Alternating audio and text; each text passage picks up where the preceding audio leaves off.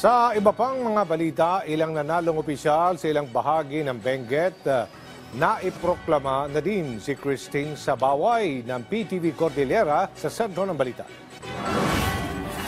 Alas 12:30 ng madaling araw, iprinoklama ng City Board of Canvassers ang mga nanalong kandidato sa Baguio City na magsisilbi sa susunod na 3 taon simula June 30, 2025. Muling magbabalik sa House Representative si dating Baguio City Mayor Mauricio Dumogan bilang kongresista. Binigyan naman ng pagkakataon si Mayor Benjamin Magalong na umupo sa ikatlo at huling termino. Sa pagka-vice mayor, nanalo din ang kapartido ni Magalong na si Faustino Olowan. Iprinoklama na rin ang 12 konsehal na sina Edison Bilog, Alangsab Joel, Jose Mulintas, Leandro Yangot Jr., Vladimir Cayabas at Peter Fianza.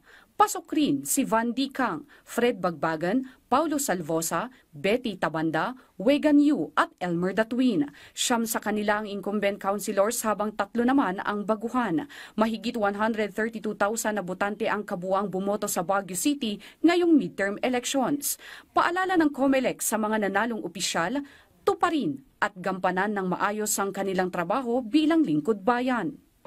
Ngayon nanalo na po kayo.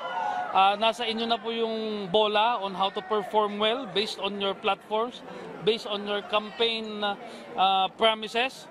At sana po mas mapaganda pa ang syudad ng Baguio sa inyong leadership from Congressman, Mayor, Vice Mayor, and to the new 12 councilors of Baguio City. Sana po wag niyong biguin ng ating mga botante. They put their trust in you, in voting for you in position. Bigyan nyo rin po ang serbisyong deserving para po sa kanila. Samantala, ayon sa pulisyan, nagtapos ng maayos at tahimik ang eleksyon sa Baguio City.